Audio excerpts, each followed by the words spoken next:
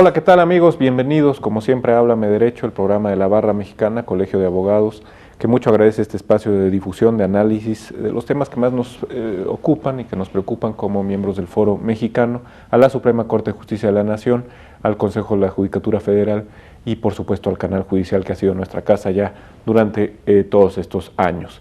Bueno, y hoy tenemos un doble motivo de estar agradecidos con la Suprema Corte de Justicia porque pues nos ha permitido entrevistar a un muy destacado profesor de Historia del Derecho, profesor universitario y miembro del Instituto de Investigaciones Jurisprudenciales y de Ética Judicial de del propio Máximo Tribunal de Justicia de nuestro país, el doctor José Ramón Narváez, que además es un querido amigo y una gente que nos va a hablar de un tema interesantísimo, como es el de las relaciones entre el cine y el derecho. José Ramón, qué gusto tenerte aquí. Muchas gracias, Rafael, por invitarme a tu programa.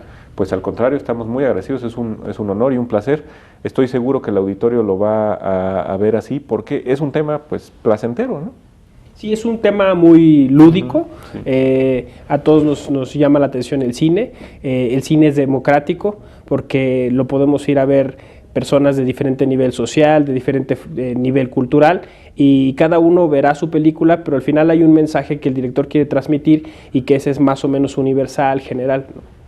Sí, un mensaje que además se puede leer, como se dice modernamente, de muy distintas formas, ¿no? Así es. Cada espectador es una película en sí mismo, ¿no? Y exactamente, y el cine tiene esta pretensión prescriptiva, o sea, es decir, en eso comparte muchas cosas con el derecho, porque el derecho también quiere normar nuestras vidas, y el cine pues lo intenta cada vez que vemos una película. A ver, cuéntanos un poquito más de eso. No es un lavado de cerebro, obviamente. No, es una cuestión que todo producto cultural tiene. El derecho tiene una pretensión normativa, y esto quiere decir que tiene un contenido ético, porque pues, nos lleva hacia un fin de nuestras conductas, de la práctica. Y lo mismo el cine, por más que el director pretenda ser objetivo, pues siempre tiene una pretensión subjetiva y tiene una formación específica que va a plasmar en su cinta. Incluso en los documentales, por más veraces que sean, pues siempre tienen esta forma de dónde poner la cámara, sobre quién hacer un primer plano, o qué musicalización poner a determinadas escenas. Eso pues nos habla mucho del discurso del director. Entonces el director, como el legislador o como un juez, aunque vaya intentando tener esta objetividad, esta neutralidad, pues siempre van a pesar va a pesar, digamos, la subjetividad del intérprete. Entonces no es un lavado del cerebro, sino que pues vamos a ver a Hitchcock y pues sabemos que Hitchcock tiene una formación específica y que en sus películas la va a poner, y eso pues lo vamos nosotros asumiendo, y nos va de alguna manera orillando a actuar de determinada forma, ¿no? Obviamente quien tiene pues más formación cultural pues puede detectar, digamos, esta intervención del director en la película y asumirla más críticamente, ¿no? Reconocer el lenguaje y la interpretación. Así es. Como en el derecho, finalmente. Exactamente, es un símil, es una analogía que en las relaciones derecho y cine se puede hacer, ¿no? Hoy, como estamos hablando de argumentación e interpretación en el derecho, también se puede ver, como lo ha intentado, por ejemplo, Martha Nussbaum, cómo se hacía en la literatura o en el cine. El mismo Dworkin también lo hizo en la literatura. Lo podemos hacer para el derecho, ¿no? ¿Qué herramientas utilizamos para interpretar una película? ¿Qué herramientas utilizamos para interpretar una sentencia, por ejemplo? Tú has estudiado mucho y de hace muchos años la codificación en el derecho, ¿no? Es decir, esta idea de que todo lo podemos reducir a un manual de, digamos, buenas prácticas que además son impuestas, ¿no? Y entonces se convierten en normas, y que la interpretación pues va, según el sueño del racionalismo, va adquiriendo menos y menos importancia conforme asumimos la codificación, ¿no? Conforme asumimos los códigos, dicho en su sentido estricto y amplio, ¿no? Los códigos del lenguaje y el código como el libro prescriptivo. ¿Hay algo semejante en el cine? ¿Hay alguien que haya pretendido librarse de la interpretación del director, por ejemplo, o incluso de los actores, y hacer películas codificadas? Sí, pues hay distintas, corrientes en el cine que justo como en el derecho, haciendo la analogía, han ido de de la crudeza de la realidad a la pues a lo artístico, al cine surrealista, ¿no? Recuerdo, por ejemplo, los franceses, la escuela del cinema verité, ¿no? Ellos, es un fenómeno muy peculiar porque venía del cine norteamericano y como ellos no entendían el inglés, lo que se pusieron a hacer es analizar plano por plano. Y entonces ellos pretendían, supuestamente, quitar, digamos, esa subjetividad y poner un poco más el énfasis en la verdad, ¿no? Un poco lo que pasó en la historia con Ranke, que él decía que citando, no sé, una sentencia directamente, no había lugar a dudas, porque no había lugar a interpretación. Exactamente, pero lo que no sabía es que el que había hecho esa sentencia tenía una formación específica y tenía su subjetividad así. Claro. Lo mismo, como decíamos, ¿no? O sea, en el cine francés, pues podemos ver que un primer plano sí te dice algo, o sea, cómo se usa la cámara te dice mucho, o sea, te dice, pon atención en este personaje. Entonces, aunque te diga, sí, yo nada más estoy diciendo qué es este personaje, ya te están de alguna manera manipulando porque te están diciendo, este es más importante que este otro. Claro. Pasa con el verismo italiano también, ¿no? Y el cine negro italiano, que es pues de lo más subjetivo que uno pudiera pensar, ¿no? Y tiene la pretensión de ser objetivo. Tiene la pretensión objetiva, y sin embargo los sentimientos están ahí a flor de piel, salvo tu mejor opinión de experto, ¿no? No, es verdad, o sea, es una paradoja, ¿no? Porque ahora parece que con la transparencia lo que exigimos como una sociedad democrática, tanto al cine como a la literatura como a los jueces, es que mejor nos manifiesten dónde está su subjetividad para nosotros poderla detectar más fácilmente, ¿no? Y sin embargo, esa subjetividad en sí misma, pues es reacia a la transparencia, ¿no? Vaya, los sentimientos no siempre están visibles para todos, y tenemos siempre un área de intimidad, ¿no? Hay un cine muy intimista, precisamente. Sí, exactamente. ¿No? Hay incluso ese cine que pretende incluso engañarnos, ¿no? O sea, mostrarnos una intimidad que en realidad no es la que buscamos, ¿no? Fíjate nada más. O sea, en estos, ¿cuántos años de cine? Más de 100, ¿no? Más de 100 años, sí. Lo que se puede ver es un discurso, tú dirías, jurídico en el desarrollo del cine en Occidente, por lo menos. Sí, es interesante. Incluso hay directores de cine, recuerdo por ejemplo a Truffaut, que decían que pues en todo el cine hay una aspiración de justicia. Entonces todo el cine podría ser analizado desde el punto de vista jurídico, porque siempre hay como una pretensión o una defensa de los derechos. Y esto un poco pues nos remite a los griegos. Los griegos se habían dado cuenta muy pronto que para hablar de derecho había que no hablar de derecho. Esto es paradójico. La paideia, es decir, vamos a formar cívicamente a los ciudadanos, no necesariamente era decirles tienes que cumplir estas normas, tienes que irte por aquí, sino de que era apelar a su sentido de justicia, ¿no? Era más bien el teatro, por ejemplo. Exactamente. ¿No? O sea, se sabe mucho más del derecho griego por el teatro, por lo menos de la idea del derecho, que por los tratados, que además, por lo demás, hay muy pocos o no hay, ¿no? Tratados puramente jurídicos. Así es, o sea, digo, el ejemplo más clásico es la Antígona de Sófocles, Así ¿no? es. Que sería altamente prescriptiva. Es decir, el que saldría de ver esa obra saldría con un mensaje jurídico y con una convicción de cómo actuar cívicamente en su sociedad. Incluso con un enfrentamiento de mensajes, ¿no, José Ramón? Porque pues está la posición de Antígona, se ha dicho que muy claramente jus naturalista, pero está también la defensa del orden político positivo, sí, ¿no? Por Creonte, ¿no? Pero lo curioso es que la obra se llama Antígona. Ajá. O sea, es decir, que Sófocles había hecho su apuesta ética y ya la había resuelto. Entonces sí nos plantea un dilema, pero él está del lado de Antígona. Y pasa como con lo que mencionabas de los planos, ¿no? Ahí, en este caso, el autor de la obra, Sófocles, está centrándose en lo que quiere destacar. Así es, y yo ponía un ejemplo muy reciente de esto en la película Avatar de James Cameron, porque James Cameron también hace su apuesta ética. Te plantea un dilema entre, digamos, el consumismo, el colonialismo y los grupos étnicos minoritarios, este enfrentamiento, pero al final, pues, su apuesta es por estos grupos, ¿no? Tú dirías que, bueno, yo me imagino que es claro que muchos tenemos una idea de justicia marcada básicamente por el cine, quizá menos por la literatura, porque por lo menos en México es menos común que la gente lea sobre todo obras de largo aliento, pero sí por el cine, ¿no? Es decir, generaciones que fueron marcadas por aquella película que se tradujo al castellano como Vencedores y Vencidos, ¿no? Pues sobre los juicios de Nuremberg, por ejemplo, pero otras que son menos claras en su mensaje jurídico y que sin embargo determinan nuestro acercamiento a la idea de justicia, de misericordia, de compasión. Sí. Es decir, es un instrumento muy importante. Sí, así es básicamente eso lo que a mí me ha llamado la atención estudiar. Yo empecé con el tema de la cultura jurídica. Y pues los intelectuales que han hablado de este tema han hablado, por ejemplo, Friedman, de una cultura interna y una cultura externa. La interna la hacen los operadores del derecho, la externa la hacen los destinatarios o usuarios de ese derecho. Entonces nosotros normalmente trabajamos solamente con las imágenes que maneja la cultura interna. No sabemos qué piensa la cultura externa. O sea, lo que aprendemos en las facultades de derecho. Exactamente.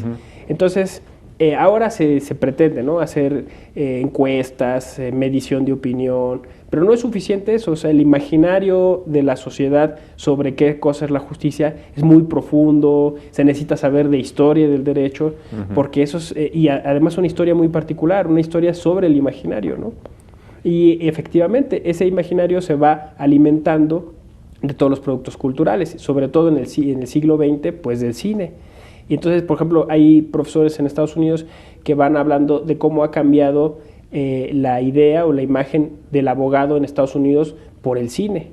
Entonces, no sé, hace 50 años, si se le preguntara a una persona cómo veía a un abogado, lo veía diferente que lo veía ahora. Era más un Perry Mason que... Exactamente, y ahora lo ve más corruptible, más manejable. Entonces esto es peculiar. A nosotros nos ha interesado porque, pues trabajando en la Suprema Corte, si ese imaginario ha cambiado en la cultura popular del juez. Y pongo un ejemplo emblemático, ¿no? La Tremenda Corte. La Tremenda Corte es un programa de radio cubano que después se produjo aquí en México, que llegó a toda América Latina, en donde se nos presenta la imagen de un juez. Y fue famosísimo. Y de un juez atrabiliario, un juez metido con 3 patines todo el tiempo. Exactamente, ¿no? Autoritario, porque cuando lo hacían enojar o le decían que ya estaba viejo, ponía multas. Cuando lo adulaban, quitaba multas, bajaba las condenas.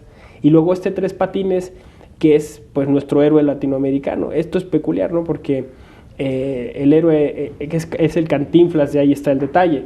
O sea, es un héroe que sabe manejar el lenguaje en doble sentido, que sabe salirse con la suya utilizando lo que diría Hart, la porosidad del lenguaje, ¿no?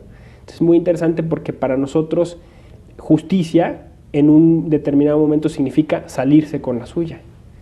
Y muchos justiciables piensan así. O sea, la justicia no es un parámetro universal, sino es poderse salirse con la suya, ¿no? Si te parece bien, a la vuelta del corte ahí está el detalle, ¿no? Porque a mí siempre se me ha hecho una película muy jurídica y todo el mundo me voltea a ver con cara de ¿cómo se te ocurre? Jurídica. A ver si nos explicas un poquito de eso. Volvemos.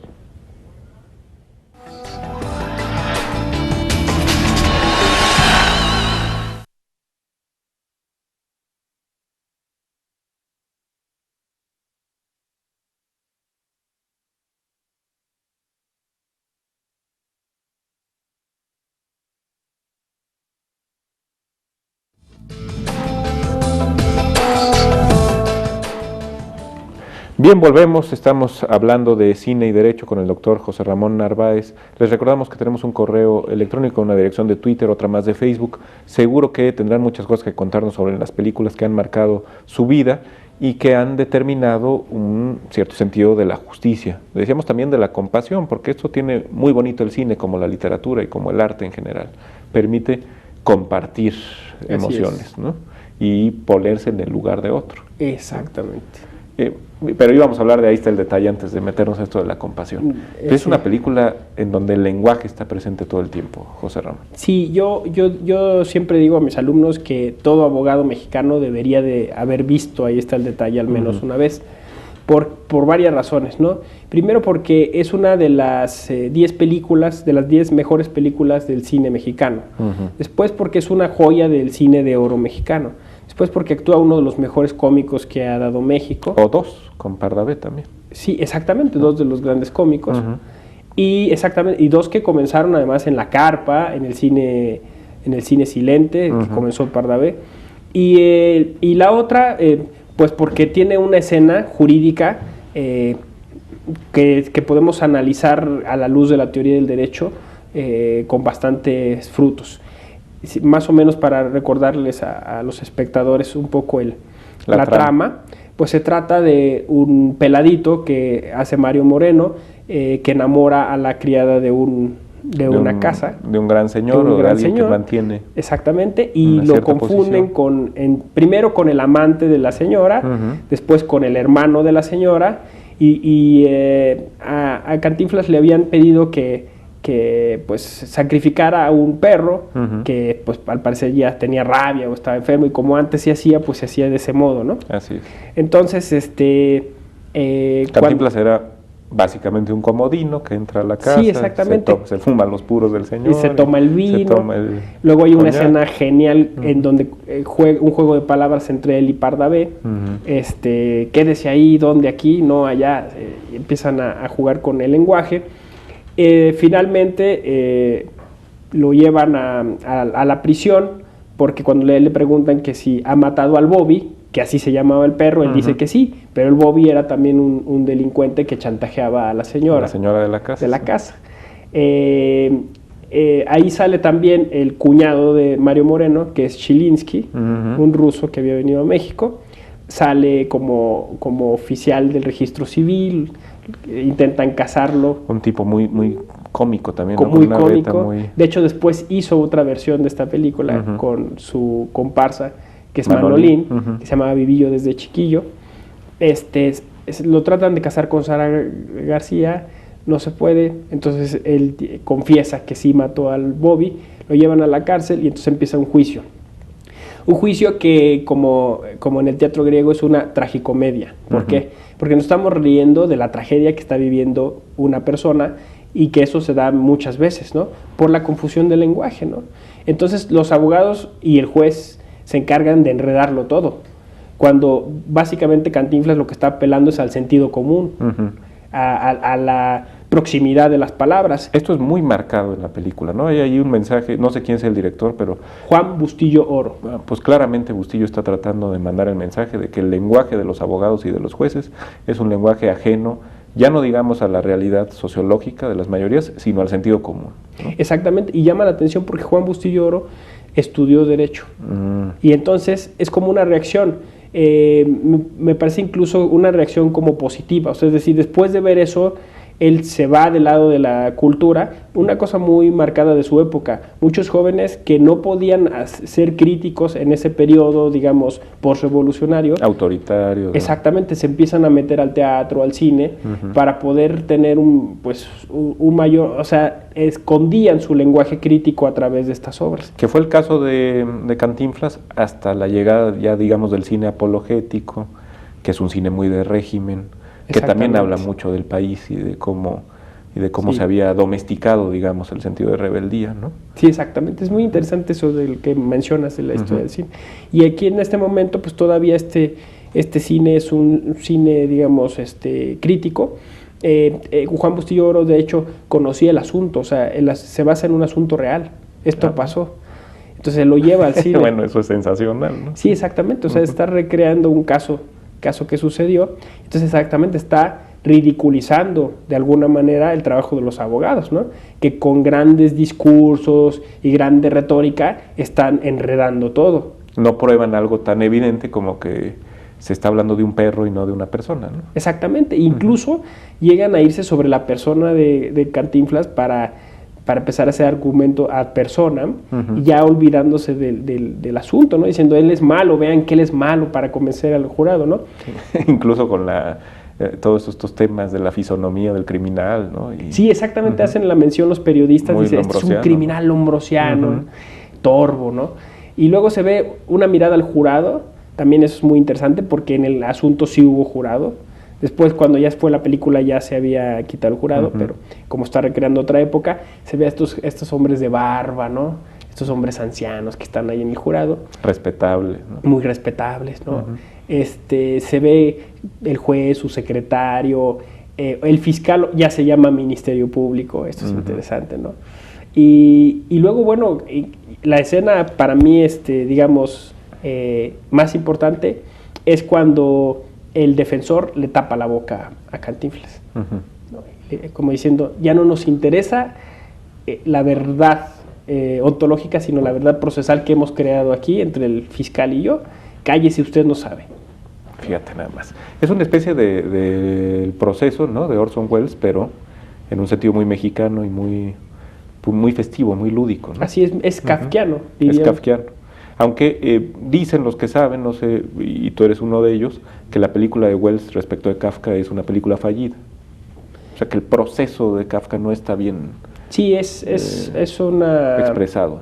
Sí, es Wells, o sea, es decir, ya dejó atrás a Kafka, es el pretexto, pero yo diría que viene esto que tú mencionabas, o sea, esta tragedia que se da cuando la justicia o la administración de justicia olvida el sentido de justicia y el sentido común, ¿no? En las tres obras, en la de Kafka, en la de Wells y en Ahí está el detalle, está esta preocupación, ¿no?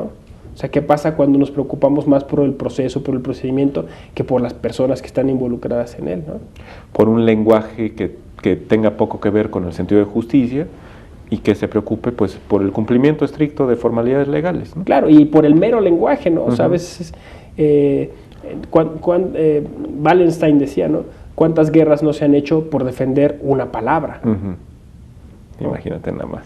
Bueno, está aquello de la historia del cerco de Lisboa de Saramago, ¿no? Así es. Que por quitar un no, la interpretación que se hace de siglos y siglos de historia portuguesa es completamente distinta, ¿no? Así es. Entonces, es una pelea por el lenguaje, ¿no? Exactamente. Qué importante es el lenguaje para nosotros los abogados, José Ramón, y qué poca cuenta nos damos de ello, ¿no? Cómo repetimos fórmulas y fórmulas y fórmulas cuando con lo que se juega es con una realidad humana frecuentemente mucho más trascendente que la de las meras formas del lenguaje, ¿no? Es a lo que apela el cine y es lo que tú decías, la empatía, ¿no? Sí. O sea, en el cine nos quitamos un poco la ropa de abogados y entonces nos damos cuenta que está sufriendo esa persona, ¿no? En el caso de Ahí está el detalle, pues es una comedia, nos reímos, pero en el fondo es una tragedia. Pero en otras muchas películas, que lo que tú decías, pues mueve a nuestra compasión. Entonces, el cine como herramienta didáctica o pedagógica en las facultades de Derecho es muy útil, porque entonces el abogado tiene este proceso empático, ¿no? Se identifica y dice, es cierto, o sea, está un ser humano ahí sufriendo los embates de la justicia, ¿no? Y creo que, por ejemplo, ese fue el efecto que causó El presunto culpable, ¿no? Y que pues ya quedó para la historia del cine, porque siendo un documental y jurídico que haya tenido esos niveles de audiencia, pues es bastante llamativo, ¿no? Pero hay que decir que es una película, no es un documental. Pero es muy interesante, qué bueno que lo mencionas, porque o que la mencionas como película, porque Presunto culpable finalmente lo que detonó es un sentido de la justicia que trasciende lo meramente formal y legal y que estaba un poco como escondido entre nosotros los mexicanos, ¿no? Sí, era un tema del que no se hablaba hasta que surge una película y que para los abogados pues resultó un poco sorpresivo la reacción, ¿no? Porque para nosotros es el día a día.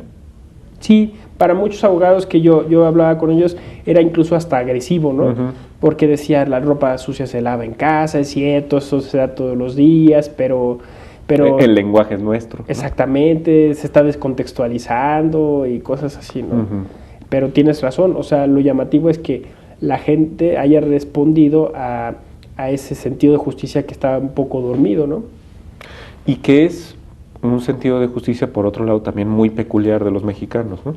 Que es donde entramos un poco con el lío de la universalidad del arte y del cine mismo, ¿no? Claro que sí, puede tener una vertiente nacional, ¿no? O regional. Ahí, volviendo a Vencedores y Vencidos, pues un personaje que a mí me parece fabuloso, que es el que hace Burt Lancaster, que yo creo, tú me dirás, pero es claramente Carl Schmitt, ¿no? Sí. Es la defensa del jurista del nacionalsocialismo que actuó por la norma, ¿no? Por lo que le ordenaba la prescripción, o en el caso de Schmitt, la decisión política fundamental. Y es un personaje muy agobiante porque pues, la cosa no está muy clara, ¿no? Es decir, tampoco lo puedes condenar tajantemente. Sí, no, la verdad es que es muy interesante porque incluso es kantiano, ¿no? Este personaje, ¿no? O sea, el deber por el deber mismo, ¿no? Y cómo va, digamos, asumiendo su responsabilidad, pero sin abandonar esa vieja responsabilidad que tenía respecto del régimen nazi, ¿no? Y luego hay una escena final que es, digamos, donde se introduce la ética, cuando... Le pide al juez, que es Spencer Tracy, que lo vaya a visitar a su casa. Exactamente, a su celda, ¿no? Y ahí le dice, ¿no?, que bastaba con un caso para que se abriera todo, ¿no? O sea, que a veces lo que los jueces no... O sea, esta responsabilidad hermenéutica del juez, a veces un asunto abre la posibilidad a la injusticia o a la justicia, ¿no? Y entonces lo que le dice básicamente ahí, ¿no? O sea, efectivamente cumplías tu deber y todo, pero no tenías que ir un poco más allá, ¿no? Es un poco el asunto que después se trabajó, por ejemplo, con los guardianes del muro, ¿no? Ellos tenían la obligación de matar a todos los que pasaran el muro, pero ahí ese llamamiento no es solo el derecho, hay algo más que el derecho, ¿no? Hay algo más, que es el tema de Antígona también. Exactamente. En este caso también es interesante la película porque muestra la colisión de culturas jurídicas, José Ramón. Es decir, el juez estadounidense claramente abre las puertas a una interpretación mucho más amplia del deber jurídico y de cómo debe comportarse un juzgador frente a la restricción que Burt Lancaster le hace ver desde el punto de vista alemán. Y luego está el otro personaje fabuloso de Montgomery Clift, ¿no? En donde también la justicia en sentido material entra a jugar. Entra a jugar, exactamente. O sea, hay de todo, como en las grandes obras de arte. Sí, de hecho es una de las películas que siempre se cita, digamos, como el mínimo que todo abogado debería de ver, ¿no? El juicio de Nuremberg o Vencedores y Vencidos, ¿no? Y al lado de esa yo pondría 12 hombres en pugna, ¿no? Que ahí es, precisamente iba yo a tocar ese tema, ahí el discurso jurídico está mucho más escondido, ¿no? Es una obra más matizada, es una obra interesantísima también, ¿no? Así es, porque nos plantea cómo pesa, ¿no?, la subjetividad humana en la apreciación de los hechos, ¿no? Y cómo debe buscarse la justicia, ¿no? Los prejuicios, cómo pueden pesar. Esto que dicen muchos los norteamericanos, que la justicia es lo que desayunó el juez en la mañana, ¿no? Así es, el realismo, ¿no? El realismo. Hay un personaje en el jurado que está urgido de irse a ver el partido de los Yankees de Nueva York. Así es. O sea, condena a este cuate porque lo que quiero llegar es siquiera a la tercera entrada, ¿no? Y hay otro que por su propia historia personal también quiere condenarlo, ¿no? Claro, porque se ve reflejado en se ve reflejado. Pero me acordaba esto que decías tú del choque de culturas, porque hay una versión de 12 hombres en pugna rusa del 2007 que se llama solo así 12, en donde ahí hay diferentes nacionalidades en el jurado, y entonces también empieza a pesar esta discriminación, ¿no?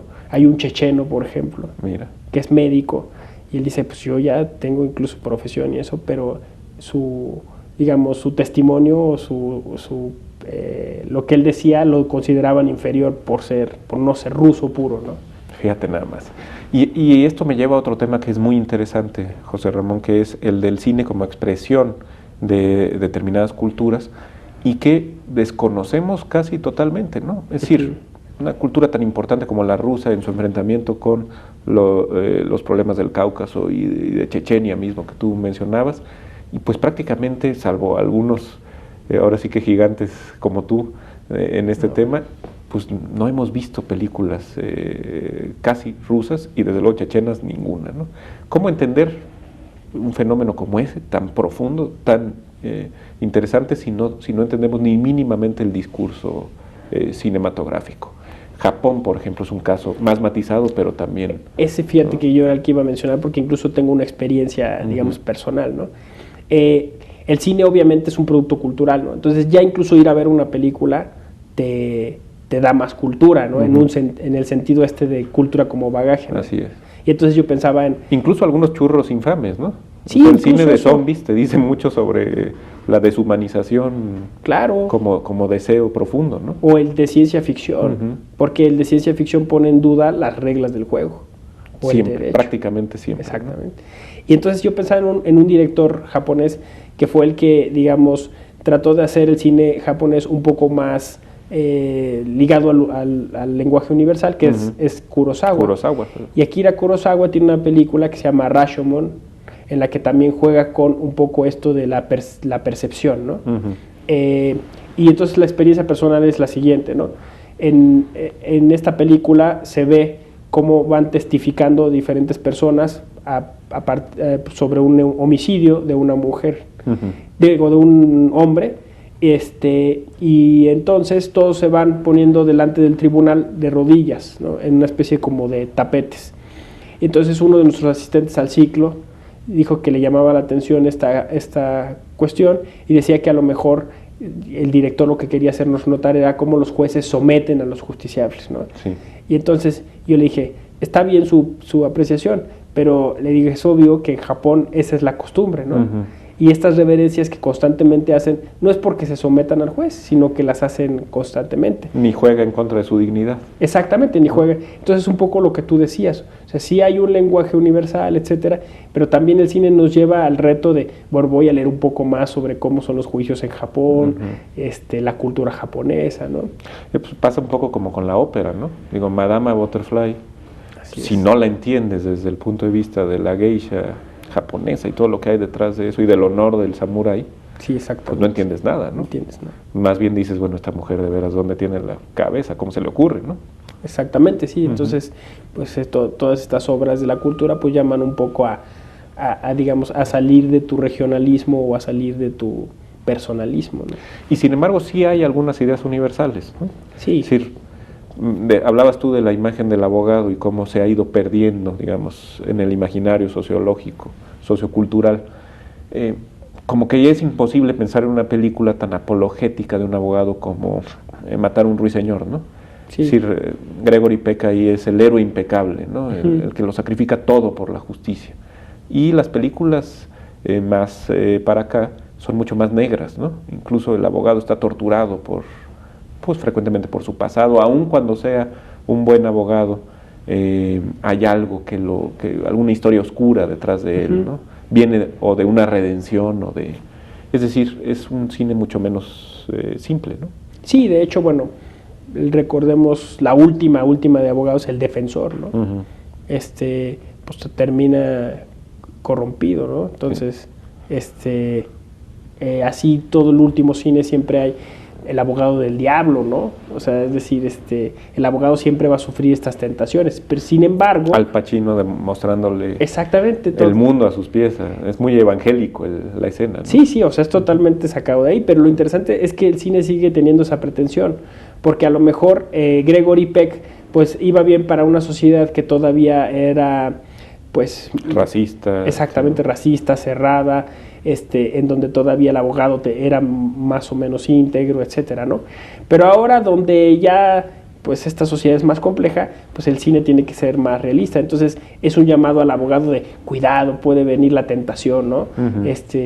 En casi todas las películas, digamos de los 90 para acá, el abogado siempre es o tentado por una mujer, o es tentado por el dinero, o por la contraparte, etcétera, ¿no? Y además ahora se nos vende la idea del abogado yuppie, ¿no? El abogado que gana bien, que está en un despacho. Casi todas las películas que, por ejemplo, hace George Clooney como abogado, siempre es un abogado exitoso, ¿no? Sí. Que aplasta a su contraparte, que se burla, pero al final siempre el director da este giro, este quiebre, y entonces este abogado exitoso sufre alguna cuestión que lo humaniza, ¿no? Que le hace ya no pensar en el dinero, sino pensar más bien en sus clientes, etcétera, ¿no? Y no está exento de un discurso maniqueo, ¿no? Como en Justicia Roja, esta película Claro. Que protagoniza Richard Gere, en donde la justicia china es pintada como, bueno, yo no sé si sea así, pero francamente el discurso resulta muy maniqueo, ¿no? Sí, el cine norteamericano siempre es así, ¿no? Desde sus inicios siempre tuvo un enemigo imaginario. Esto es curioso porque el primer enemigo en el cine norteamericano fue el mexicano. ¿Ah, sí? Sí, entonces en todas las películas norteamericanas al inicio, siempre que tenía que salir un malo, pues era un hombre con sombrero barbado, con un zarape, con 2 pistolas, ¿no? Fíjate nada más. Y después pues cambiaron de enemigos, La Guerra Fría. En su momento los rusos, ¿no? El famoso escena de Rocky contra el ruso, y ahora se ha diversificado, ¿no? Ahora incluso el propio norteamericano que se hace musulmán, por ejemplo, puede llegar a ser un enemigo, ¿no? Así que es el peor momento ahorita, porque con el derecho penal del enemigo cualquiera puede convertirse en enemigo, ¿no? Y es un discurso muy interesante por lo complejo que se ha tornado, ¿no? Incluso con actores, si te parece volvemos con eso a la vuelta del corte, pero con actores que antes habrían sido poco más que niños bonitos, ¿no? Como Leonardo DiCaprio, ¿no? Y ahora hace un personaje realmente tan complejo como J. Edgar Hoover, ¿no? Exactamente. Si les parece, volvemos con él.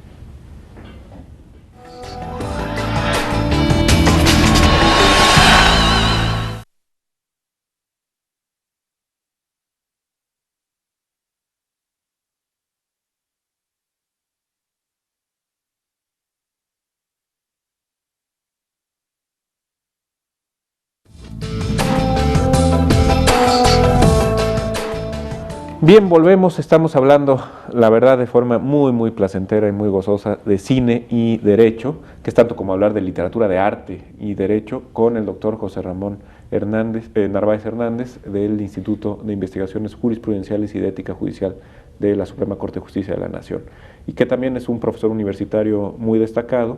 Y en ese sentido hemos hablado, José Ramón, de muchas películas muy importantes para el discurso jurídico, pero yo te diría, tú como profesor, ¿qué les dirías a tus alumnas, a tus alumnos que sería imprescindible que vieran?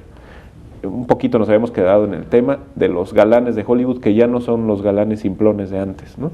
Sino que son galanes muchas veces torturados, atormentados, y que llegan a grandes actuaciones, como DiCaprio con esta película de Hoover, ¿no? O Brad Pitt en esta película de Quentin Tarantino, sobre Bastardos. Los bastardos, Bastardos sin gloria. Sin gloria, ¿eh? Una película interesantísima sobre el tema del enemigo que mencionabas, ¿no? En la Segunda Guerra Mundial. Pero hay más películas, ¿no? Sí, bueno, yo diría, y hace poco tuvimos un taller, o sea, yo diría que como tú decías bien, el arte tiene una pretensión universal, pero también el justo medio se encuentra cuando uno comienza a digamos, a hacer más... su gusto por el arte lo empieza a refinar, ¿no? Entonces teníamos un taller con Andrés Botero Bernal y justo discutíamos esto, ¿no? Siempre que se hace esto termina el público pidiéndonos una lista de libros o una lista de películas a ver, ¿no? Él es colombiano, ¿eh? Él es colombiano. Y hay infinidad de películas y de novelas colombianas que han mostrado una realidad que ahora es muy parecida, desgraciadamente, a la nuestra, ¿no? Exactamente, entonces igual pues por ahí se podría ir, ¿no? Entonces, siempre terminamos diciendo esto, ¿no? O sea, es decir, que como con el vino, ¿no? ¿Cuál es el mejor vino? Pues el que te gusta a ti, ¿no? Entonces, hay películas que sí tienen esta pretensión universal, este mensaje que puede llegarnos a todos, pero también es cierto que cada cabeza es un mundo y a cada quien le sirve algo diferente, ¿no? Podemos hablar de un cineterapia, es decir, el cine trata de ser un catalizador de emociones, de pasiones. Entonces nosotros lo que hacemos, por ejemplo, con los jueces es, bueno, pues tú puedes a través del cine mejorar tu conducta, tu ética, ¿no? Y la de tu personal. Entonces, ¿qué películas? Bueno, pues más o menos tú puedes ir eligiendo unas películas que sí, ciertamente son universales. Primero tendrían que mover a la indignación, ¿no? Quizá. Exactamente. Como base de la experiencia jurídica. Exactamente, o sea, primero, digamos, sacar esa vocación que tiene todo jurista de defender la justicia. Yo, por ejemplo, ahí citaría La Fuerza de Uno. La Fuerza de Uno, que trata sobre Sudáfrica, un abogado blanco que tiene que defender a los negros, pero toda esta fortaleza que tiene que mostrar este joven abogado ante todo lo que sufre, es una película que, por ejemplo, se tendría que poner al principio de un ciclo, ¿no? Sí.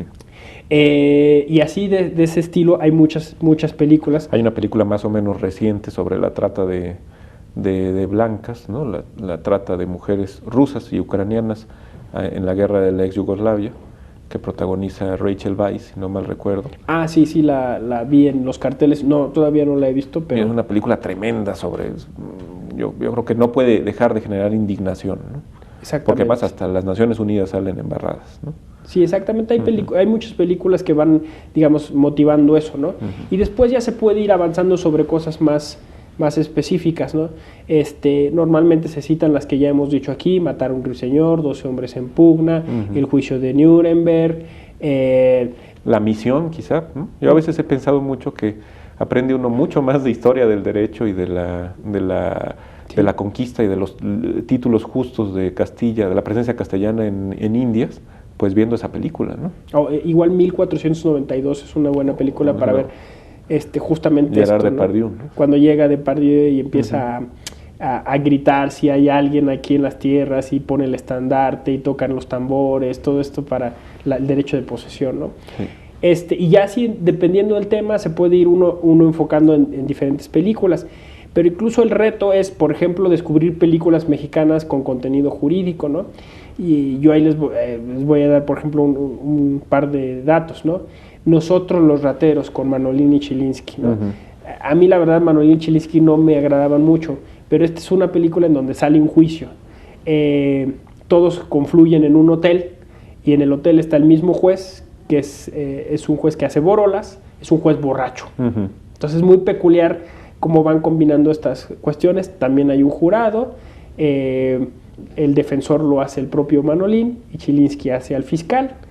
Y es también una joya del cine de oro mexicano. El crimen perfecto, de Luis Buñuel. Es lo que te iba a decir, como Buñuel también es un director... Ensayo de un crimen, perdón, se llama. Es un director bastante jurídico, ¿no? Él, sí. Nazarín, Viridiana. Sí, casi todas tienen esta preocupación por la justicia. En este ensayo de un crimen... Bueno, El ángel exterminador. El ángel exterminador, ¿no?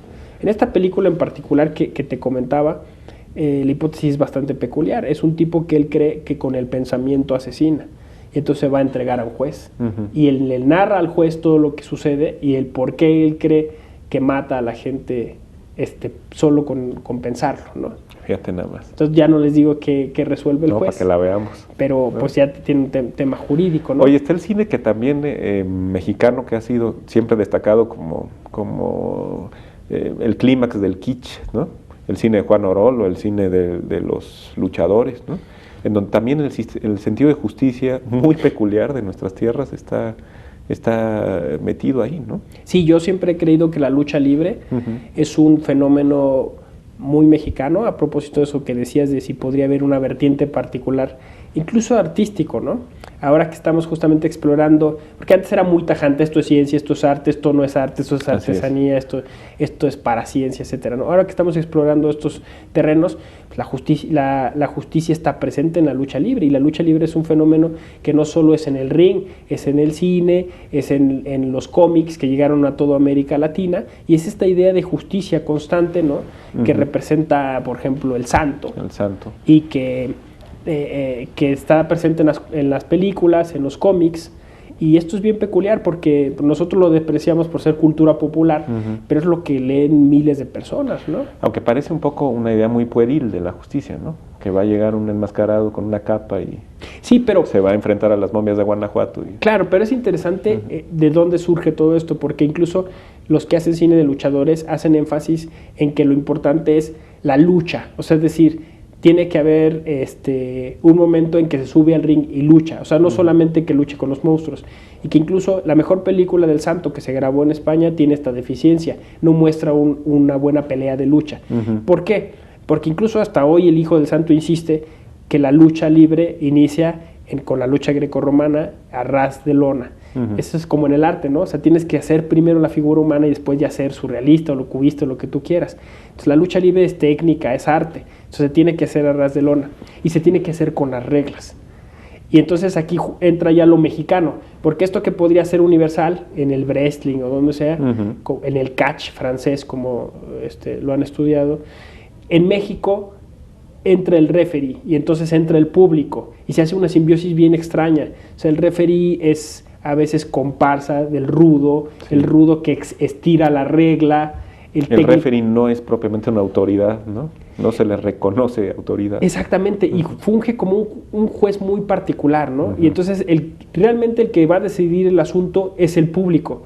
O sea, la gran pregunta es que en las luchas libres están arregladas.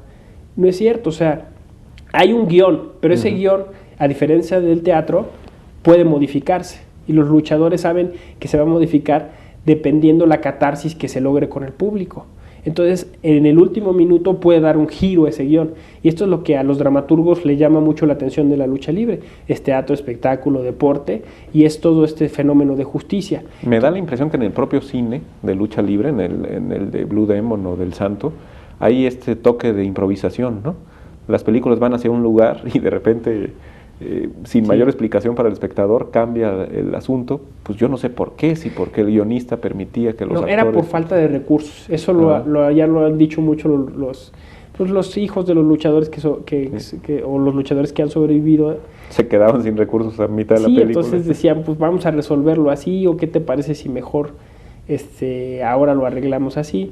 Y es que curiosamente los luchadores, o sea, si bien hay un guión, como dicen, como seres humanos, pues un mal golpe, pues te prende, dicen, ¿no? Sí. Entonces responden, y eso es lo que ya da, digamos, esta veracidad incluso a algunas de esas películas, ¿no? Hay mucho cine de box también, no solo en México, en Estados Unidos mencionabas tú a Rocky, pero es un cine también muy, muy torturado, ¿no? Muy negro, muy verista, muy...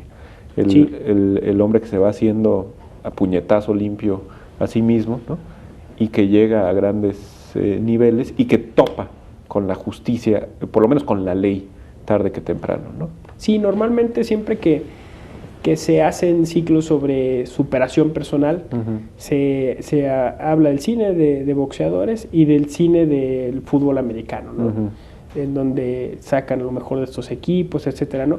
Se emparenta con el deporte, pero efectivamente incluso el cine mexicano ha tenido muy buenas muestras de cine de boxeadores. En películas de Javier Solís, por ejemplo, ¿no? Sí, y incluso antes, donde el cine de oro ya exploraba, porque el box todavía no era tan querido en nuestro país, era visto como algo medio salvaje, ¿no?